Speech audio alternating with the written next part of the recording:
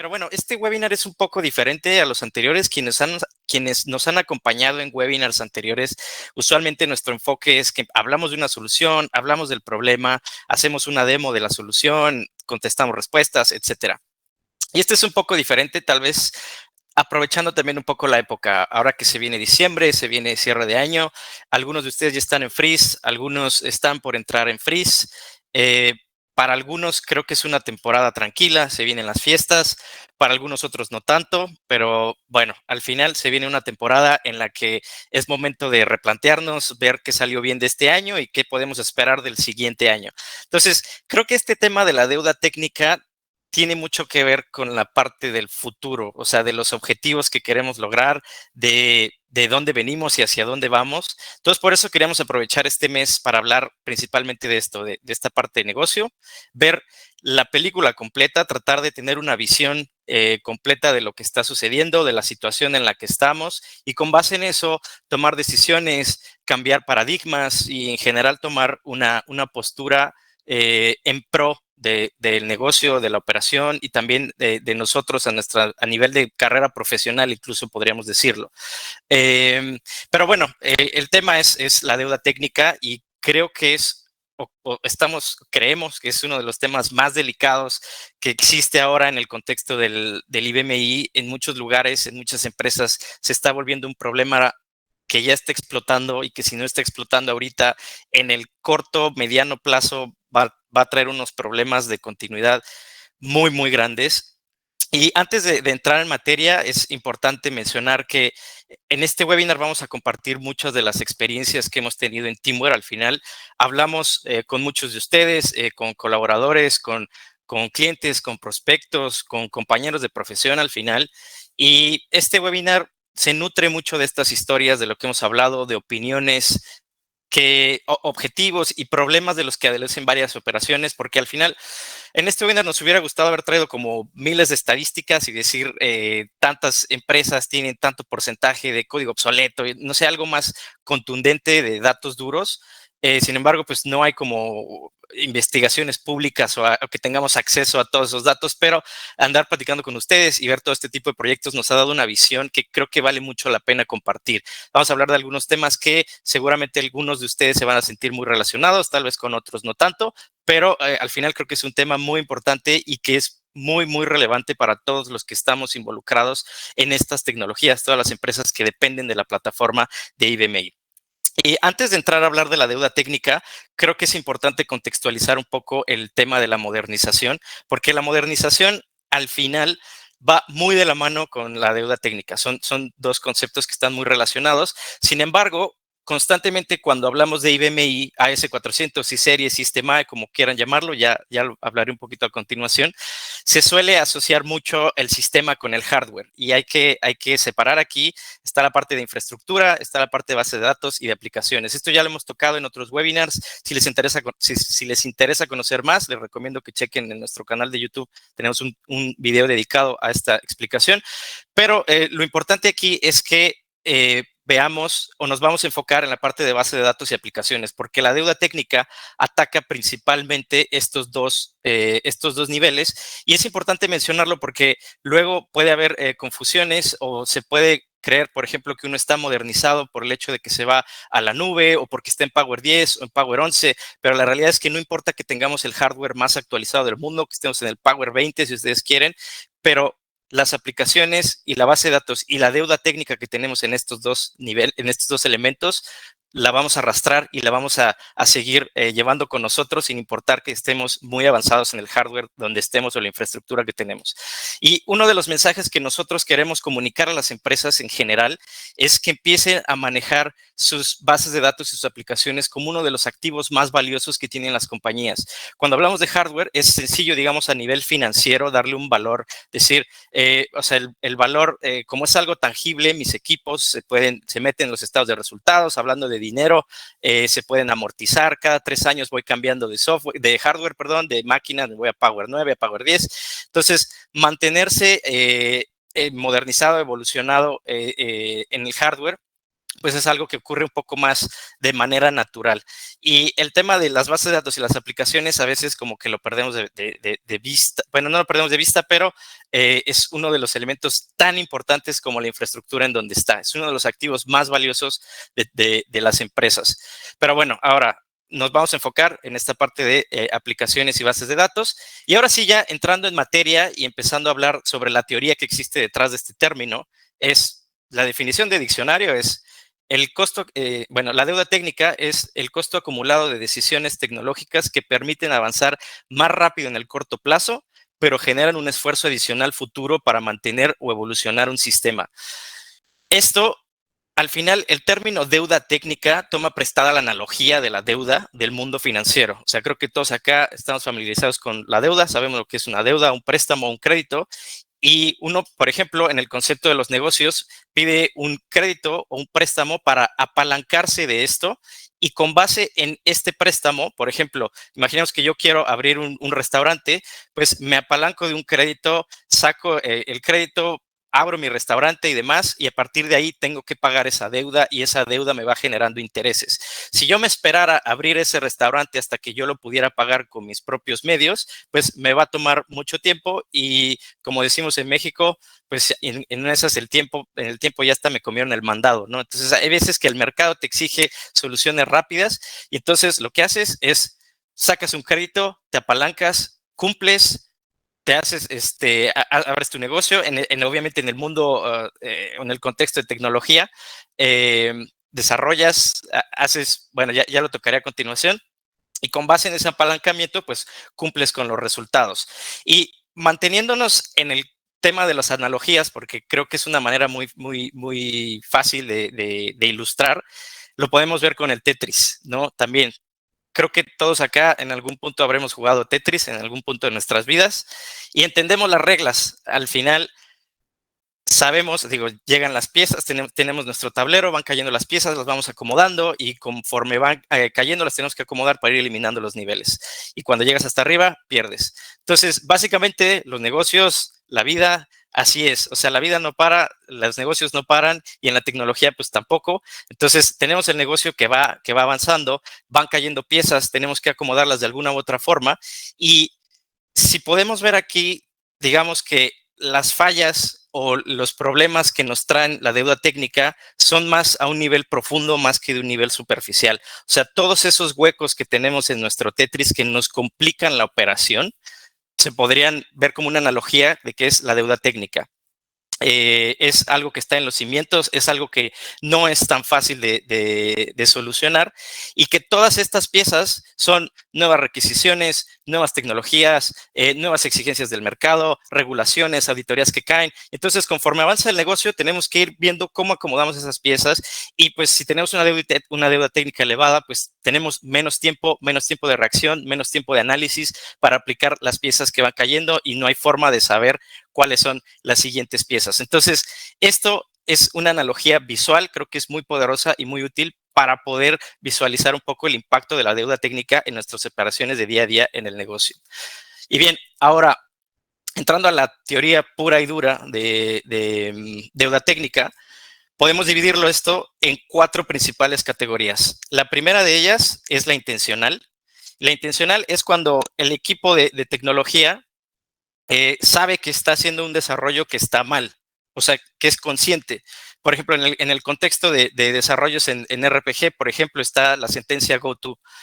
Es una sentencia que te soluciona de manera rápida, pero no es recomendable porque se saltan las secuencias y puede ser algún problema de orden con una aplicación monolítica principalmente. Entonces, ahí el equipo de desarrollo dice, ok, el agente de negocio me está pidiendo que haga este cambio, yo no tengo tiempo, pero lo voy a solucionar rápido con un GoTo. Y en cuanto tenga tiempo de solucionar esto, voy a dedicar recursos, voy a dedicar tiempo, voy a dedicar personas para que limpien ese código y que no se quede con esta mala práctica que es utilizar un GoTo, ¿no? Ese es un ejemplo, pero se puede aplicar en cualquier otro escenario. Entonces, aquí el equipo de tecnología está consciente de lo que hace y sabe que eventualmente tiene que regresar, darse la vuelta y solucionar eso y pagar esa deuda. Por eso es un poco la deuda técnica de que es pagar. Ahora, Esa es una, la intencional. Y después tenemos las otras categorías que son las más complicadas, que es la no intencional, la arquitectónica y la organizacional. En la no intencional es, digamos, bueno, como su nombre lo indica, los equipos de IT a veces no tienen el tiempo, no tienen tampoco el conocimiento de ciertas tecnologías y pueden implementar nuevamente un GoTo sin saber todas las alternativas que existen. Entonces, en ese momento, pues aplican eso, aplican un parche en el código y es algo que se queda ahí, se va a quedar ahí porque digamos que pasa desapercibido porque en ese momento se asume que es la mejor solución para parchar o solucionar algún problema. Entonces, este tipo de deuda técnica es súper peligrosa porque pasa desapercibida y puede explotar en cualquier momento y no hay ninguna intención de resanarla o de pagarla en algún momento. Después tenemos la categoría de deuda técnica arquitectónica, que se tiene que ver directamente con las tecnologías que utilizamos. Si utilizamos, por ejemplo, lenguajes de programación obsoletos, como lo puede ser RPG3, RPG4, o sea, RPG fijo, COBOL, utilizamos el case sign-on, utilizamos tecnologías que ya son oficialmente legacy, porque legacy por definición es que es una tecnología que ya no tiene mantenimiento, que ya el proveedor ya no tiene actualizaciones, ya no tiene parches, ya no tiene nada. Y que aún así en esa tecnología corren procesos fundamentales para la operación del negocio. Entonces, esta es la parte de deuda técnica arquitectónica, también muy importante ver cuáles las tecnologías que utilizamos, cuáles ya se pueden considerar obsoletas y que tienen que ser reemplazadas. Después tenemos la organizacional, de la cual creo no se habla mucho, pero es muy poderosa. Al final, los que generamos tecnología somos personas, somos equipos, somos empresas, organizaciones, y tenemos procesos y trabajamos de cierta forma.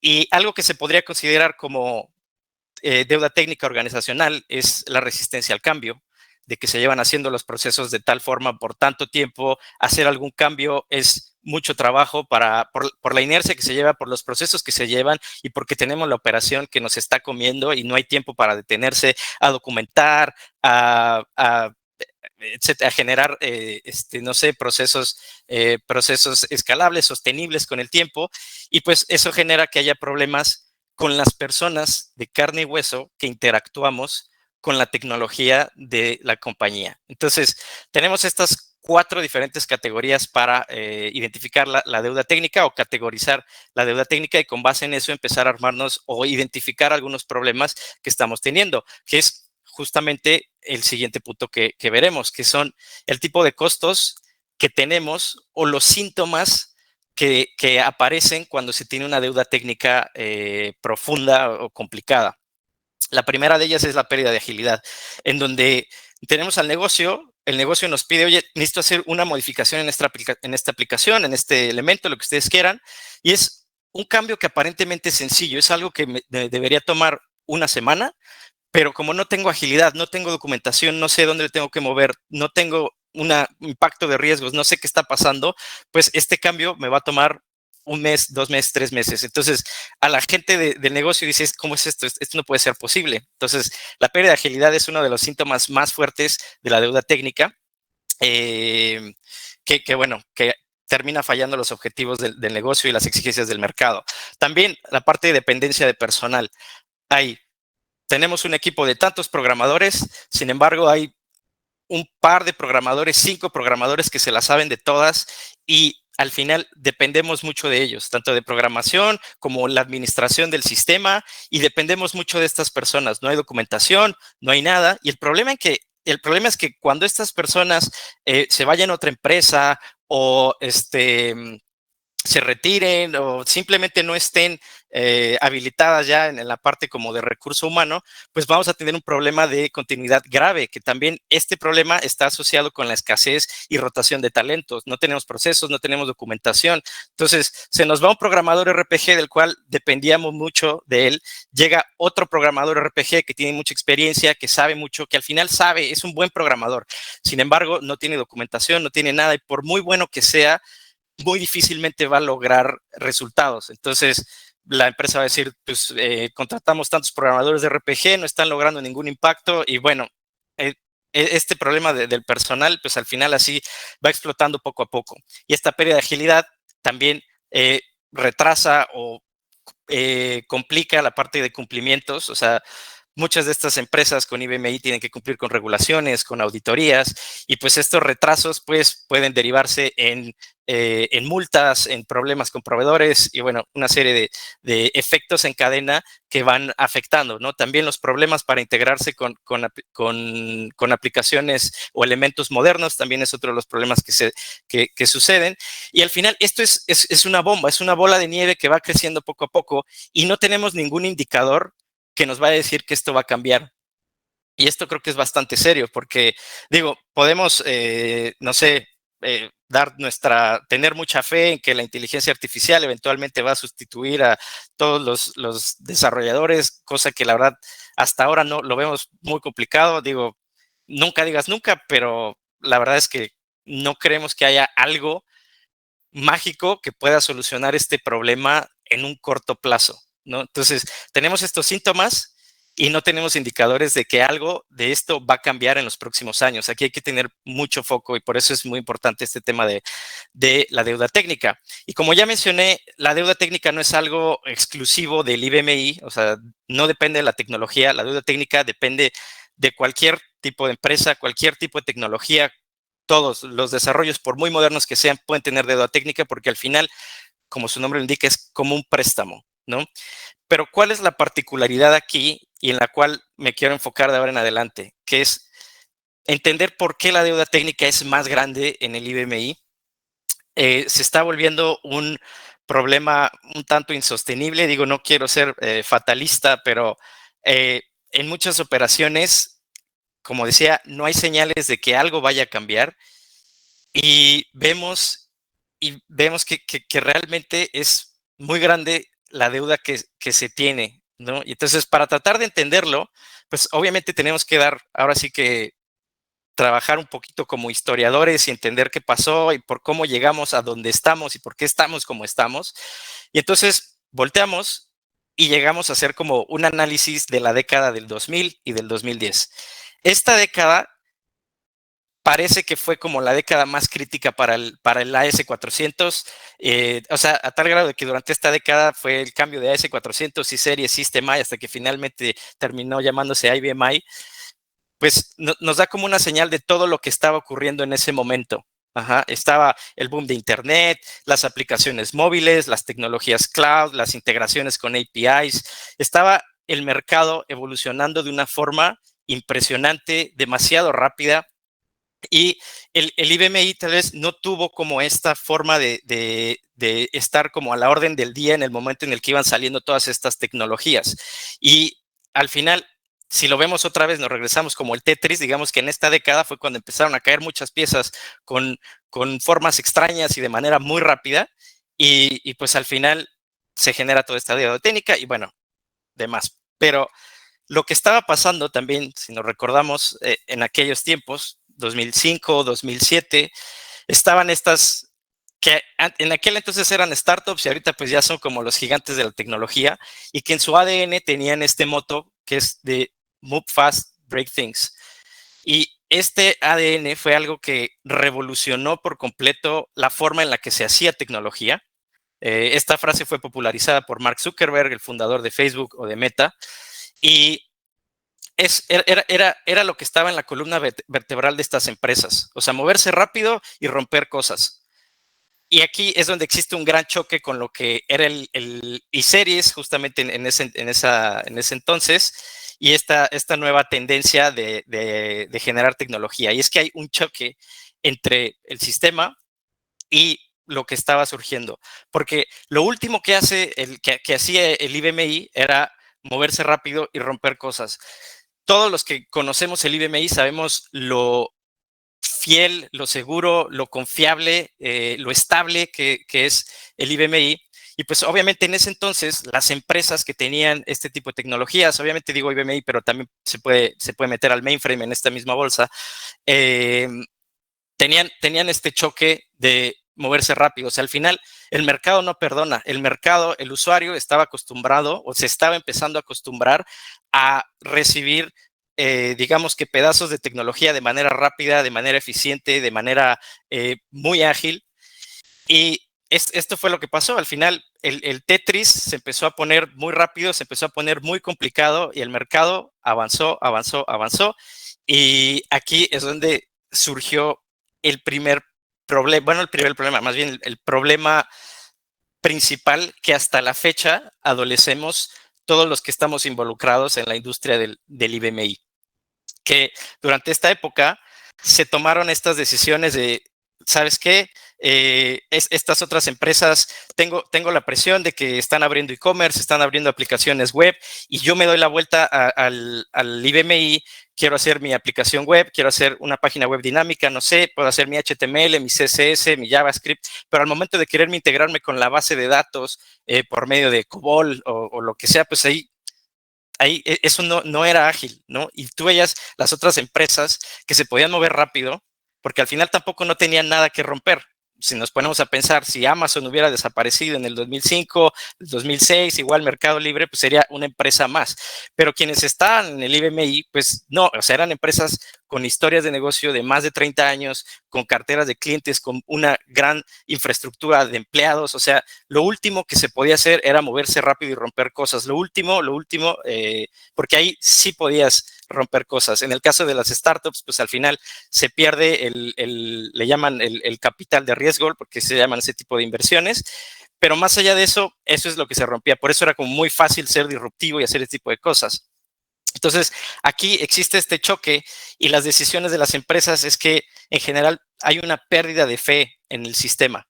Dejan bueno, empiezan a percibir de una manera más fuerte que el IBMI era obsoleto, que es algo legacy, y al final a quien toma las decisiones no le importa el por qué ni el cómo, simplemente le importa el que yo quiero hacer mi aplicación móvil, es fácil, no es fácil, aquí sí es fácil, aquí sí lo hago, acá no.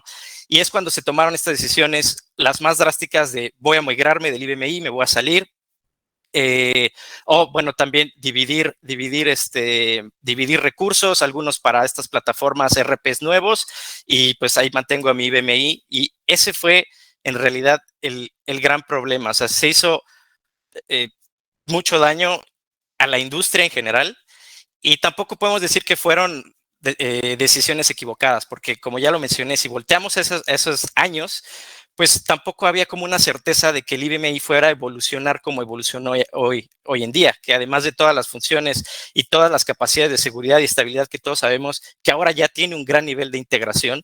Y ahí es donde se forjó esta imagen de que el IBMI era obsoleto, era legacy y demás. Se tomaron estas decisiones muy drásticas de reemplazar al IBMI, y aquí, pues desafortunadamente no tenemos datos duros de cómo salieron todos estos proyectos, pero estoy seguro que más de uno de los que estamos aquí sabrá de algunos proyectos que intentaron migrarse, algunos lo lograron, algunos hasta la fecha siguen tratando de hacer. Es un tema muy complicado y que a veces hasta se siente como tocar fibras sensibles, ¿no? Se empieza a generar una brecha también. Los que conocemos el IBMI somos súper pro IBMI, y los que no conocen el IBMI lo encasillan, esto es obsoleto, es COBOL, es pantallas verdes, no me hables de esto, vamos a lo nuevo, a lo nuevo. Y al final esto pues, terminó afectando a toda la industria, terminó afectando la imagen que se daba del sistema, pero todo este tiempo pasó y ya podemos ver tiempo atrás cómo resultaron esos proyectos. Hoy en día ya no hay ninguna de las razones por las cuales se decidió hacer desarrollos satelitales o hacer un reemplazo de plataforma, hoy en día ya no serían válidas, pero obviamente ya estamos hablando de 15, 20 años después, entonces no sería justo hacer esa comparación. Sin embargo, el IBMI nunca dejó de evolucionar. Hoy, como ya lo mencioné, tiene capacidades muy altas de integración, toda la seguridad, toda la estabilidad y todo lo que los que conocemos el IBMI ya sabemos que tiene. Y el problema es que el daño se hizo. O sea, durante este tiempo ocurrió esta perspectiva que empezó a surgir de obsolescencia y que hasta el día de hoy nos pega bastante. Nos pega bastante porque en muchas operaciones también vemos que el IBMI se convirtió en un gasto operativo en lugar de una inversión. Entonces, el problema aquí es que muchas empresas empezaron a priorizar otras tecnologías y al IBMI lo empezaban a ver como para mantener la operación. Lo ponía como de backend como decía, los más drásticos decidieron reemplazar el IBMI y hacer desarrollos en otra parte o con un RP más, digamos, más moderno. Y el IBMI, pues al final no pudieron reemplazarlo. Al final hay mucha lógica de negocio, hay muchos procesos críticos de negocio que dependen del IBMI y reemplazarlo no es sencillo. Sin embargo, sí cambió el foco que se tenía la gente que toma decisiones sobre el IBMI y lo empezaba a tomar como si fuera un gasto. O sea, como si no esperaran algo más de lo que se invierte en el IBMI. Y creo que es un tema de los más sensibles también, incluso incómodos para algunos, pero es la realidad. En la mayoría de los casos es como de solamente voy a invertir lo necesario para mantener al IBMI viviendo y pues al final lo terminan arrastrando. Sin embargo, la plataforma siguió siendo crítica para muchas operaciones. Entonces, todo este contexto lo estamos viendo para entender cómo llegamos a lo que estamos hoy en día, que es el círculo vicioso de la deuda técnica que tenemos actualmente en el IBMI. Empezamos a ver al IBMI como un gasto y no como una inversión y empezamos a tener un enfoque totalmente reactivo y no proactivo. Empezamos a invertir nada más en mantener el negocio y no crecer el negocio. Las inversiones para crecer el negocio las voy a hacer fuera del IBMI. Entonces, esto genera un enfoque reactivo y al principio nosotros creíamos que ocurría nada más en seguridad, pero en general ocurre en cualquier ámbito que nosotros pensemos del IBMI. O sea, las empresas literalmente se esperan a que algo explote, a que llegue una regulación, a que llegue una auditoría, a que llegue una situación prácticamente insostenible para decir, ok, voy a invertir recursos, voy a invertir tiempo, voy a invertir esto para solventar este problema. Y al final lo que se hace es eso, con un enfoque reactivo, lo que vamos a estar haciendo es que vamos a estar poniendo parches. Vamos a estar poniendo parches en nuestra tecnología y vamos a hacer crecer esa deuda técnica. Por eso es importante ahora tener claro el concepto de deuda técnica y el enfoque que se tiene actualmente es como si nosotros tuviéramos un crédito y lo único que estuviéramos pagando sea los intereses. Estamos pagando los intereses y no estamos abonando a capital. Entonces, ese es el enfoque que muchas empresas han optado ante el IBMI y lo que ha hecho que esta deuda técnica se vaya acumulando, se vaya haciendo más grande. Al final, siguiendo con la metáfora, algunos dijeron, pues ya voy a dejar este tablero de Tetris y me voy a jugar este otro que está mejor, pero al final no lo cambiaron, o tenía mi deuda con este banco y pues ya mejor me voy a desaparecer, ya no tengo necesidad de pagar esta deuda si me voy a ir a otro banco o me voy a ir a otro país, o como ustedes lo quieran ver, pero es algo similar que está pasando. Y las operaciones que tenemos, que nos encontramos constantemente, son operaciones que funcionan a base de bomberazos, decimos en México. O sea, necesito algo, en ese momento lo necesito solucionar. Y no hay realmente como una visión a largo plazo de cómo vamos a solventar este problema.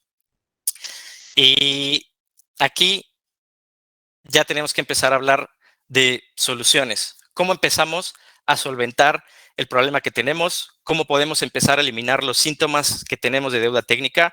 Y esto es muy importante. No hay soluciones de corto plazo. No hay soluciones de que en 6 meses voy a estar libre de deuda técnica. Es algo que se dejó desatendido tanto tiempo que es complicado solventarlo en un corto plazo, ¿no?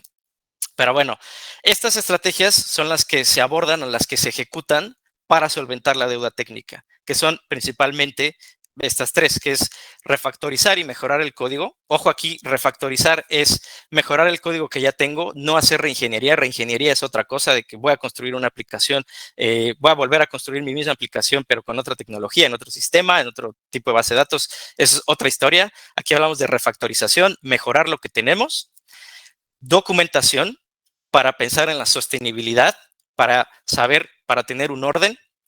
Y por otro lado, también tenemos procesos modernos de desarrollo. Entonces, estas tres estrategias las tenemos que adoptar. Y el tema es que, pues sí, digamos que en papel, en teoría, suenan muy bonitos, suenan muy viable, pero tenemos aplicaciones monolíticas con miles de líneas, no hay documentación, es muy complicado. Y entonces aquí es donde nos tenemos que apalancar de herramientas. O sea, tratar de solventar la deuda técnica nada más con conocimiento y ahora sí que a ojo pelón y a manita, no va a salir bien, va a tardar mucho tiempo en solventar esa deuda técnica y probablemente nunca se solucione. Entonces, nos tenemos que apalancar de estas herramientas y aquí es cuando empezamos a hablar de las herramientas que tiene Arcad Software. Muchas de estas las hemos tocado en otros webinars, la verdad es que son bastantes y si me detengo a explicar cada una de ellas, la verdad es que no nos va a dar el tiempo por ahora, ¿no? Pero creo que es muy interesante. Al final, se tiene la tecnología, se tiene la forma de hacer, se puede hacer limpieza de código, se puede hacer auditoría de código, refactorización de código. O sea, si tenemos aplicaciones en RPG 3, por ejemplo, bueno, RPG fijo, se pueden hacer transformaciones masivas hacia RPG free. Si tenemos aplicaciones monolíticas muy complicadas, se puede utilizar Transformer Microservices, que es una herramienta que encapsula cierta lógica de negocio y digamos que esa lógica de negocio la puedes disponibilizar para ser consumida por microservicios y poder integrarla con tecnologías nuevas.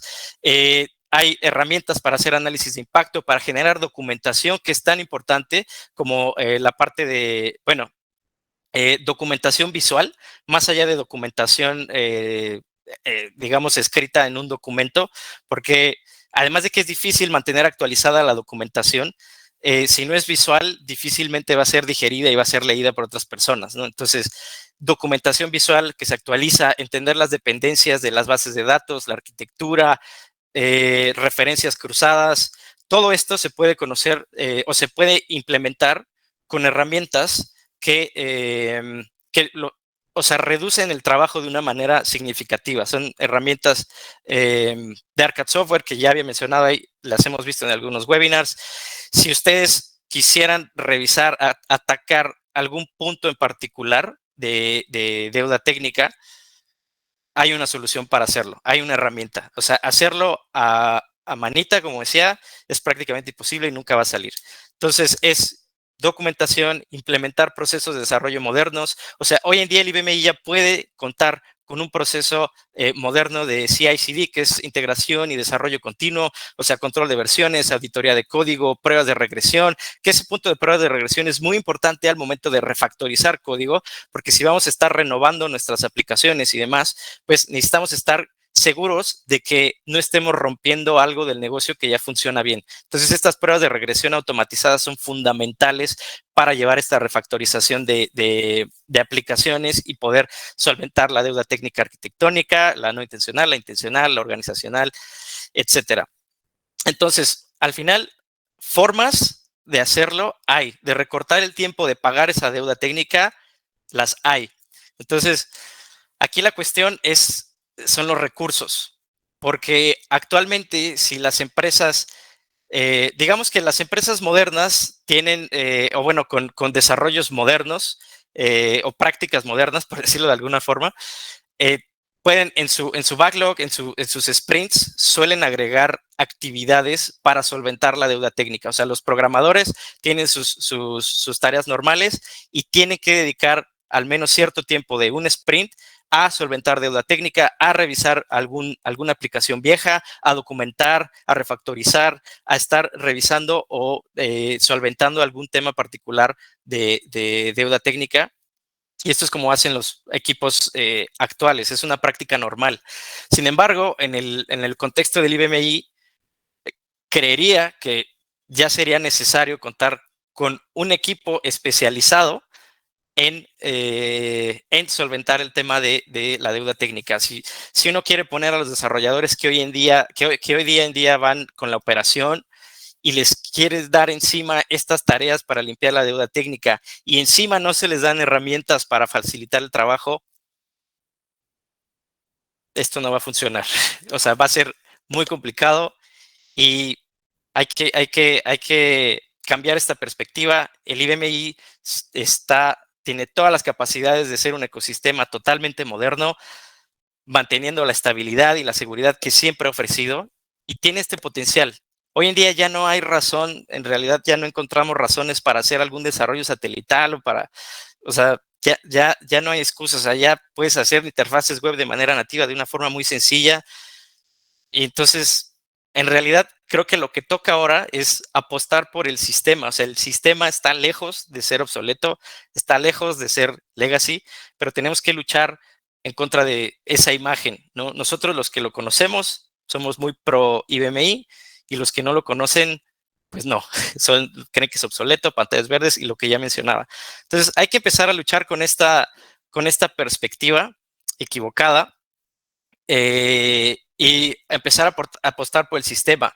Realmente un proyecto de modernización, de saldar deuda técnica, tiene mayor probabilidad de éxito versus una reingeniería o un reemplazo del sistema. Entonces, esto hay que tenerlo bien presente, empezar a creer en el sistema, se puede, se puede.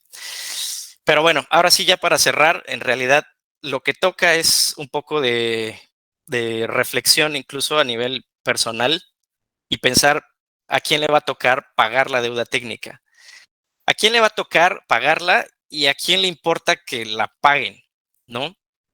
Porque también pensando como personas, al final, nosotros, digo, trabajamos en esta empresa y el año que sigue no sabemos si vamos a estar aquí, tal vez yo ya me retiro en un par de años y ya este problema va a ser de alguien más. Entonces aquí la cuestión es, ¿a quién le interesa solventar la deuda técnica? O sea, ¿a quién le importa que la continuidad del negocio sea eh, buena, sea sostenible en 5 o 10 años? ¿A quién le importa cómo va a estar la situación de estos sistemas, de esta tecnología en los próximos lustros, en las próximas décadas, ¿no? Aquí, pues la verdad es que es una pregunta sin respuesta. Aquí es cuestión de preguntar a quién le interesa y tomar el rol de que nos toca, ¿no? Entonces, es una reflexión que creo que vale la pena llevársela. Y pues nada más, este es el webinar. Creo que es un tema muy denso y muy complicado, como mencionaba también un poco, se pueden tocar fibras sensibles ahí con la parte del IBMI, la percepción que se tiene del sistema y demás. Al final es un debate, no hay respuestas correctas. Y bueno, está esta sección para preguntas, comentarios. No sé si existe algún preguntas. Al final creo que es un tema bastante abierto. Si tienen comentarios, si tienen dudas, no sé, lo que quieran ver. Al final los canales están abiertos. La parte de abajo están preguntas. Si quieren poner preguntas, eh, vamos a dar algunos minutos. A ver si buen tema. Sí, sí, buen tema. Saludos. Sí, creo, al final creo que no es mucho de consultas, pero bueno, al final, muchas gracias a todos. Les recuerdo que grabamos este webinar y lo vamos a compartir. Si hay algo que ustedes quisieran compartir con alguien más de su equipo, compañeros, gente que está involucrada en la industria, creo que es un tema muy importante que tenemos que empezar a abordar con mucha prioridad. Y bueno, este fue el último webinar del año. Muchas gracias a todos los que nos acompañaron en este webinar y los anteriores y han estado aquí. Estamos muy agradecidos, de verdad. Les deseamos, todo el equipo de Teamware, les deseamos felices fiestas, feliz año. A ver, dice, ¿ustedes nos pueden ayudar con un assessment para hacer un plan de pagar la deuda técnica? Bien, sí, o sea, el dimensionamiento es una parte importante y sí, nosotros podemos apoyar. Todos los canales están abiertos, nos pueden contactar por la página, por el correo, todo está ahí. Y bueno, una vez más, muchas gracias, feliz Navidad, feliz año, pasen bien, olvídense tantito de los problemas del trabajo, de la deuda técnica, pásenla bien con la familia, con los amigos y pues bueno, muchas gracias y nos vemos en el webinar de enero. Gracias y hasta la próxima.